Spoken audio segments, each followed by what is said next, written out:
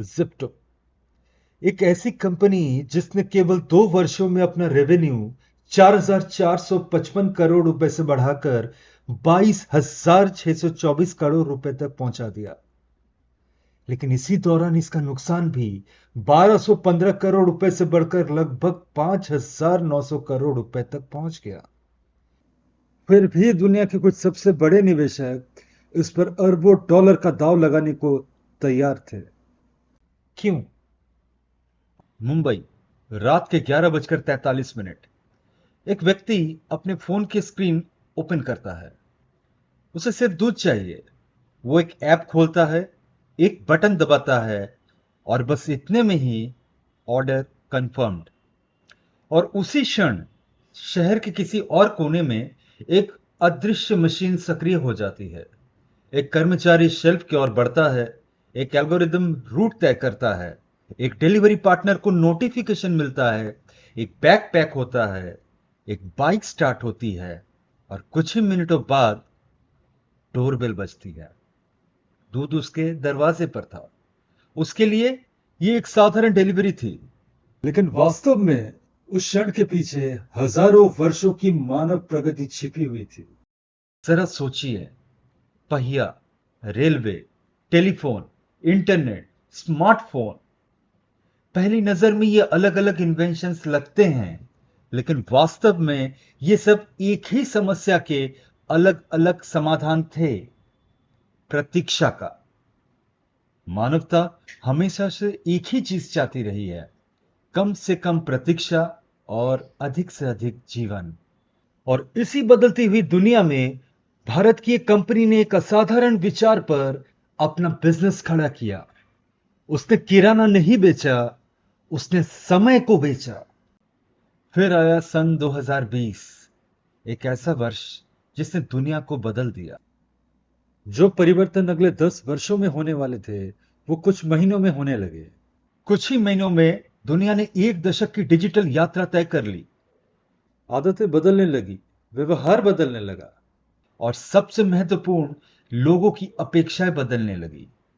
लेकिन एक बदलाव ऐसा था जिसे अधिकांश लोग देख नहीं पाए। लोग ऑनलाइन खरीदारी नहीं सीख रहे थे, वे इंतजार करना भूल रहे थे। लेकिन इस कहानी का सबसे महत्वपूर्ण पात्र अभी मंच पर आया भी नहीं था, क्योंकि ठीक उसी समय दो किशोर एक ऐसे अपॉर्चुनिटी की पहचान कर रहे थे जो आगे आने वाले वर्षों में अरबों डॉलर का बनने वाला था। आदित्य पलीचा और कैबल्य बोहरा। उस समय उनकी उम्र इतनी भी नहीं थी जिस उम्र में अधिकांश लोग अपने पहला कैरियर डिसीजन लेते हैं। लेकिन उस समय वो एक ऐसे प्रश्न के बारे में सोच रहे थे जो बाद में अरबों डॉलर का बनने वाला था। जानकारी तुरंत मिल सकती है, तो कोई भी प्रोडक्ट क्यों नहीं? शुरुआत किसी बड़े ऑफिस या बड़े इन्वेस्टर या बड़ी टेक्नोलॉजी से नहीं हुई। शुरुआत हुई बस एक व्हाट्सएप एक्सपेरिमेंट से। कुछ ग्राहक, कुछ ऑर्डर्स, कुछ डिलीवरीज, बस इतने में। बाहर से देखने पर यह कहानी शुरू होने वाली जैसी भी नहीं लगती, लेकिन इतिहास में बड़ी कंपनियां अक्सर ऐसे ही शुरू हुई है, लगभग अदृश्य रूप से। क्योंकि किसी विचार का वास्तविक जन्म तब नहीं होता जब वो सोचा जाता है, उसका जन्म तब होता है जब उसे पहली बार वास्तविक दुनिया में इंप्लीमेंट और टेस्ट किया जाता है। फिर आया किराना कार्ट, और यही वास्तविक दुनिया ने अपना निर्णय सुनाना शुरू किया। मॉडल बढ़ रहा था, लेकिन समस्याएं उससे भी तेज गति से बढ़ रही थी। हर दुकान अलग थी, हर इन्वेंट्री अलग था, हर प्रक्रिया अलग थी, हर डिलीवरी अलग थी। समस्या ग्राहकों का नहीं था, समस्या नियंत्रण की थी। किराना कार्ट स्थानीय किराना दुकानों पर निर्भर था, जहां स्टॉक, गुणवत्ता और डिलीवरी की कोई एक रूपता नहीं थी, अर्थात कोई यूनिफॉर्मिटी नहीं थी। कभी ऑर्डर थे तो उसे एग्जीक्यूट करने के लिए स्टॉक ही नहीं था। समस्या यह नहीं थी कि लोग किराना ऑनलाइन मंगाना नहीं चाहते थे। समस्या यह थी कि किराना कार्ट के पास पूरा नियंत्रण नहीं था। और तभी संस्थापकों ने एक साहसिक निर्णय लिया। उन्होंने व्यवसाय को सुधारने की कोशिश नहीं की, उन्होंने पूरा व्यवसाय मॉडल को ही बदल दिया और वहीं से किराना कार्ट जेप्टो बनने की राह पर चल पड़ा। महीनों तक वो एक ही प्रश्न के उत्तर खोज रहे थे, लोग किराना कैसे खरीदेंगे। लेकिन धीरे धीरे उन्हें एहसास हुआ कि वो गलत प्रश्न पूछ रहे हैं, क्योंकि ग्राहक किराना खरीदने का नया तरीका नहीं खोज रहा था, वो किराना खरीदने में लगने वाले समय को हटाना चाहता था। और यही पूरी कहानी ही बदल गई, क्योंकि जेप्टो का वास्तविक उत्पाद या प्रोडक्ट दूध, ब्रेड या सब्जियां नहीं थी। उसका वास्तविक प्रोडक्ट था समय। और यदि समय को वास्तविक प्रोडक्ट बनाया जाए तो हर निर्णय बदल जाता है। यदि आप एक किराना कंपनी है तो आपका ध्यान निश्चित तौर पे प्रोडक्ट्स पर रहेगा, लेकिन यदि आप समय बेचने वाली कोई कंपनी है तो आपका ध्यान गति पर होगा। और जब ध्यान गति पर हो तो प्रश्न बदल जाते हैं। वेयरहाउस कहां होगा, उत्पाद कहां रखा जाएगा, डिलीवरी कौन करेगा, रूट कौन तय करेगा, सब कुछ। क्योंकि अब प्रश्न यह नहीं था क्या ग्राहक को उत्पाद मिलेगा, प्रश्न यह था कितनी जल्दी मिलेगा। यही जन्म हुआ 10 मिनट के वादे का। आज यह संख्या सामान्य लगती है, लेकिन उस समय जब यह शुरुआत हुआ तब यह लगभग पागलपन जैसा था। भारत जैसे देश में जहां ट्रैफिक अनिश्चित है, जहां शहर लगातार बदल रहे हैं, जहां मौसम भी योजना का सम्मान नहीं करता, वहां 10 मिनट में डिलीवरी, बहुत से लोगों को यह असंभव लगा। कुछ ने इसे मार्केटिंग स्टंट कहा, कुछ ने कहा यह मॉडल कभी टिक ही नहीं पाएगा। और सच कहे तो उनकी शंकाएं पूरी तरह अनुचित भी नहीं थी, क्योंकि 10 मिनट केवल एक वादा नहीं था, यह एक इंजीनियरिंग चैलेंज था, यह एक लॉजिस्टिक चैलेंज था और एक इकोनॉमिक चैलेंज भी था। लेकिन जेप्टो ने एक अलग रास्ता चुना, डार्क स्टोर्स का। ये एक ऐसे छोटे फुलफिलमेंट सेंटर्स होते हैं जिन्हें आपने कभी नहीं देखा। यहां कोई चमकदार बोर्ड नहीं रहता है, कोई ग्राहक नहीं, कोई लंबी कतार नहीं, सिर्फ शेल्फ, डेटा, एल्गोरिदम और गति। हर शेल्फ का उद्देश्य था, हर गलियारे का उद्देश्य था, हर सेकंड का उद्देश्य था। जब ग्राहक ऑर्डर करता था तब खरीदारी शुरू नहीं होती थी, तब उसे वास्तविकता यानी डिलीवरी में बदलने का प्रक्रिया शुरू होती थी। और यही अंतर था। जेप्टो किसी ग्राहक का इंतजार नहीं कर रहा था, वो ग्राहक के ऑर्डर करने से पहले ही तैयार खड़ा था। लेकिन जैसे ही ये मॉडल काम करने लगा, बाकी दुनिया ने भी उसे देख लिया और यही युद्ध शुरू हुआ। जेप्टो की सबसे बड़ी समस्या ग्राहक नहीं थे, ब्लिंकिट था, इंस्टामार्ट था, बिग बास्केट था। क्योंकि सभी ने एक बात समझ ली थी, भविष्य किराने का नहीं था, भविष्य सुविधा का था। और अचानक भारत में मिनटों का युद्ध शुरू हो गया। कौन तेज है, कौन ग्राहक के सबसे करीब है, कौन पहले पहुंचेगा, यह कीमतें का युद्ध नहीं था, यह मिनटों का युद्ध था। और मिनट सस्ते नहीं होते। हर नया डार्क स्टोर्स, हर नई डिलीवरी, हर नया शहर, हर अतिरिक्त मिनट बचाने के लिए करोड़ों रुपए खर्च हो रहे थे।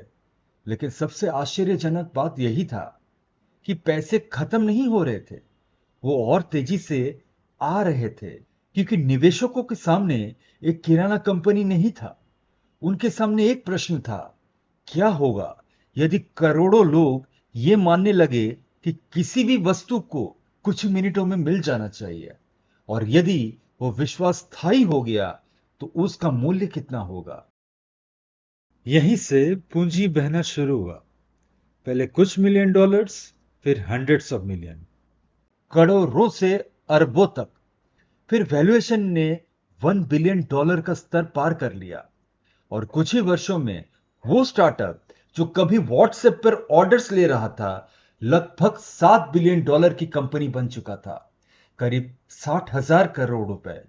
ध्यान दीजिए, एक साधारण व्हाट्सएप एक्सपेरिमेंट से भारत के सबसे मूल्यवान स्टार्टअप्स में से एक बनने तक की यह सफर अविश्वसनीय रूप से तेज था। लेकिन यही कहानी एक दिलचस्प मोड़ लेती है, क्योंकि इस बड़ी वृद्धि के पीछे एक बड़ी कीमत भी छिपी हुई थी। कंपनी तेजी से बढ़ रही थी, नए शहर जुड़ रहे थे, नए डार्क स्टोर्स खुल रहे थे, ऑर्डर्स बढ़ रहे थे, लेकिन इसके साथ खर्च भी बढ़ रहे थे। और जितनी तेजी से जेप्टो का आकार बढ़ रहा था, उतनी ही तेजी से उसके नुकसान भी, क्योंकि समय बचाना आसान नहीं था। हर नया डार्क स्टोर्स किराया मांगता था, बिजली मांगता था, कर्मचारी मांगता था और हजारों उत्पादों से भरी इन्वेंट्री मांगता था। हर नया ग्राहक राजस्व लेकर जरूर आता था, लेकिन अक्सर उससे पहले छूट मांगता था, कूपन मांगता था, फ्री डिलीवरी मांगता था।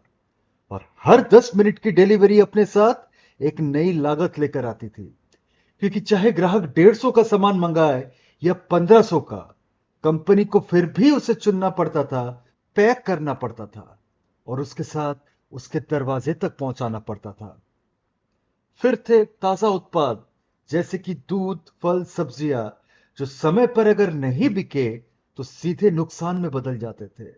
और इन सब के ऊपर विस्तार की लागत थी। हर नया शहर, हर नया डार्क स्टोर, हर नई टीम करोड़ों रुपए की नई प्रतिबद्धता थी। यानी जेप्टो केवल ऑर्डर्स नहीं बढ़ा रहा था, वो एक ऐसा नेटवर्क बना रहा था जिसका भविष्य इस बात पर निर्भर था कि क्या पर्याप्त स्केल हासिल होने के बाद उसके यूनिट इकोनॉमिक्स वास्तव में काम करेंगे। और यही पूरे क्विक कॉमर्स उद्योग का सबसे बड़ा प्रश्न जन्म लेता है। क्या वृद्धि लाभ में बदल सकती है? क्या ग्राहक वास्तव में समय के लिए भुगतान करेगा या केवल छूट के लिए? क्या क्विक कॉमर्स अगला अमेज़न बन सकता है या यह केवल एक महंगा प्रयोग साबित होगा? इन प्रश्नों का उत्तर अभी किसी के पास नहीं है, लेकिन एक बात स्पष्ट थी, ये अब कोई स्टार्टअप एक्सपेरिमेंट नहीं था। ये भारत के उपभोक्ता व्यवहार में हो रहे सबसे बड़े परिवर्तनों में से एक बन चुका था। अब जेप्टो को केवल ग्राहकों या निवेशकों को प्रभावित नहीं करना है, उसे सार्वजनिक बाजार को जवाब देना है। आईपीओ हर स्टार्टअप के जीवन का वो क्षण जब सपनों की जगह संख्याएं ले लेती है, जब विजन की जगह एविडेंस मांगा जाता है और जब दुनिया एक ही प्रश्न पूछती है, क्या ये व्यवसाय वास्तव में टिकाऊ है? क्या ये मुनाफा कमाकर दे सकता है? क्या ये केवल ग्रोथ है या एक वास्तविक बिजनेस भी? लेकिन इन प्रश्नों का उत्तर अनुमान से नहीं मिलेगा। इसके लिए हमें देखना होगा जेप्टो का डीआरएचपी, यानी ड्राफ्ट रेड हेरिंग प्रोस्पेक्टस, वो दस्तावेज जिसे कोई भी कंपनी आईपीओ से पहले बाजार के सामने प्रस्तुत करती है। एक ऐसा दस्तावेज जहां कहानियां नहीं, तथ्य बोलते हैं, जहां दावे नहीं, प्रमाण रखे जाते हैं। और जेप्टो के डीआरएचपी में भी छिपे हुए हैं कुछ ऐसे आंकड़े जो पूरी कहानी को एक बिल्कुल नया दृष्टिकोण देते हैं। सबसे पहले बात करेंगे ग्रोथ की। फाइनेंशियल ईयर 2024 में जेप्टो का रेवेन्यू था लगभग 4,455 करोड़ रुपए, जो कि फाइनेंशियल ईयर 2025 में बढ़कर 11,110 करोड़ रुपए तक पहुंच गई थी। और फाइनेंशियल ईयर 2026 तक ये संख्या पहुंच गई 22,624 करोड़ रुपए पर। यानी सिर्फ 2 वर्षों में रेवेन्यू लगभग 5 गुना बढ़ चुका था। भारत के स्टार्टअप इतिहास में इतनी तेजी से बढ़ने वाली कंपनियां बहुत कम रही है। लेकिन कहानी का दूसरा पक्ष भी है, क्योंकि रेवेन्यू जितनी तेजी से बढ़ रहा था, नुकसान भी उतनी ही तेजी से बढ़ रहा था। फाइनेंशियल ईयर 2024 में कंपनी का घाटा था लगभग 1215 करोड़ रुपए, जो कि फाइनेंशियल ईयर 2025 में बढ़कर 4,700 करोड़ रुपए तक पहुंच गया। और फाइनेंशियल ईयर 2026 में यह 5,905 करोड़ रुपए तक पहुंच गया था। यानी जितनी तेजी से जेप्टो बढ़ रहा था, उतनी ही तेजी से वो पैसे भी जला रहा था। आलोचकों के लिए यह इस मॉडल की सबसे बड़ी कमजोरी थी, लेकिन समर्थकों के लिए यह भारत का एक सबसे बड़ा क्विक कॉमर्स नेटवर्क बनने का कीमत था। और यही डीआरएचपी का सबसे दिलचस्प हिस्सा सामने आता है, क्योंकि जेप्टो की असली कहानी रेवेन्यू में नहीं छिपी थी, वो छिपी थी उसकी ऑर्डर्स में। हर ऑर्डर एक ग्राहक का निर्णय था, जेप्टो को चुनने का निर्णय। फाइनेंशियल ईयर 2024 में जेप्टो प्रतिदिन लगभग 3,60,000 ऑर्डर्स संभाल रहा था। फाइनेंशियल ईयर 2025 में यह संख्या बढ़कर 9 लाख ऑर्डर्स प्रतिदिन पर पहुंच गई थी और मार्च 2026 तक जेप्टो हर दिन 23 लाख से ज्यादा ऑर्डर्स प्रोसेस कर रहा था। जरा कल्पना कीजिए, हर दिन 23 लाख बार किसी ने अपने फोन पर जेप्टो खोला, कुछ सामान चुना और उम्मीद की कि वो कुछ ही मिनटों में उसके दरवाजे तक पहुंच जाएगा। ये अब केवल एक स्टार्टअप नहीं था, ये एक आदत बन चुका था। लेकिन इतनी बड़ी मशीन को चलाने के लिए एक विशाल नेटवर्क की आवश्यकता थी। फाइनेंशियल ईयर 2024 में जेप्टो के पास 337 डार्क स्टोर्स थे। फाइनेंशियल ईयर 2025 में यह संख्या 1,000 के पार चली गई और फाइनेंशियल ईयर 2026 तक देश भर में 1139 डार्क स्टोर्स कार्यरत थे। ग्राहक केवल एक ऐप देखता था, लेकिन हर ऑर्डर के पीछे एक वेयरहाउस होता है, एक पिकर होता है, एक पैकर होता है, एक डिलीवरी पार्टनर होता है और एक विशाल सप्लाई चेन जो 24 घंटे काम करती है। इसी दौरान कंपनी का यूजर बेस भी तेजी से बढ़ा। फाइनेंशियल ईयर 2024 में जहां एनुअल ट्रांजैक्टिंग यूजर्स लगभग 1 करोड़ थे, वहीं फाइनेंशियल ईयर 2026 तक यह संख्या लगभग 5 करोड़ उपयोगकर्ताओं के करीब पहुंच चुकी थी। और यही वो क्षण था जहां जेप्टो का संघर्ष बदल गया। अब चुनौती ग्रोथ की नहीं थी, ग्रोथ तो आ चुकी थी कंपनी में। अब चुनौती थी प्रॉफिटेबिलिटी की। और डीआरएचपी में बार बार एक शब्द दिखाई देता है, यूनिट इकोनॉमिक्स। कंपनी का पूरा विश्वास इस विचार पर आधारित था कि जैसे जैसे ऑर्डर्स बढ़ेंगे, वैसे वैसे प्रत्येक ऑर्डर्स पर आने वाली लागत घटते जाएगी, यानी कॉस्टिंग घटते जाएगी। एक ही डार्क स्टोर से अधिक ऑर्डर्स निकलेंगे, एक ही डिलीवरी नेटवर्क से अधिक कुशल बनेगा और धीरे धीरे आज के नुकसान भविष्य के मुनाफे में बदल सकते हैं। लेकिन यह अभी एक अनुमान था, एक संभावना थी, कोई गारंटी नहीं। और शायद इसी कारण आईपीओ का एक और पहलू विशेष रूप से महत्वपूर्ण हो जाता है। आमतौर पर जब कोई स्टार्टअप आईपीओ लेकर आता है तो संस्थापक अपने कुछ शेयर बेचकर आंशिक रूप से कैश आउट करते हैं। लेकिन जेप्टो के मामले में स्थिति अलग थी। ऑफर फॉर सेल में कई शुरुआती निवेशक अपने शेयर बेच रहे थे, लेकिन आदित्य पलीचा और कैवल्य वोरा अपने हिस्से के शेयर्स नहीं बेच रहे हैं। वे कंपनी में बने रहने का निर्णय ले रहे थे। कुछ निवेशक इसे विश्वास का संकेत मानते हैं, एक संकेत कि संस्थापक अब भी मानते हैं कि कहानी का सबसे महत्वपूर्ण अध्याय अभी लिखा जाना बाकी है। साथ ही जेप्टो लगभग 8,010 करोड़ रुपए की फ्रेश कैपिटल भी जुटाना चाहता है, जिसका उपयोग नए dark stores, technology infrastructure, marketing और विस्तार की अगली लहर के लिए इस्तेमाल किया जाएगा। लेकिन अंततः इन सभी संख्याओं के पीछे एक प्रश्न अब भी खड़ा है। 2 वर्षों में रेवेन्यू 5 गुना बढ़ गया, ऑर्डर्स लाखों से करोड़ों की ओर बढ़ गए, डार्क स्टोर्स पूरे देश में फैल गए, निवेशक जुड़ते गए, ग्राहक बढ़ते गए, लेकिन क्या यह पर्याप्त है? क्या जेप्टो का यह विशाल आकार एक दिन उसके नुकसान को हरा पाएगा? क्या यह भारत का अगला रिटेल जायंट बनेगा, या यह इतिहास के सबसे महंगे ग्रोथ एक्सपेरिमेंट्स में से एक साबित होगा? इस प्रश्न का उत्तर आज किसी के पास नहीं है, लेकिन एक बात निश्चित है, आदित्य पलीचा और कैवल्य वोरा ने केवल एक कंपनी नहीं बनाई, उन्होंने एक ऐसे परिवर्तन को बहुत पहले पहचान लिया था जिसके बाद में पूरा उद्योग उसे पहचानने वाला था। उन्होंने किराने में अवसर नहीं देखा, उन्होंने समय में अवसर देखा। अब वापस चलते हैं मुंबई की उसी रात में। रात के 11:43 एक व्यक्ति अपने फोन का स्क्रीन खोलता है। उसे सिर्फ दूध चाहिए, वो एक बटन दबाता है, ऑर्डर कंफर्म्ड।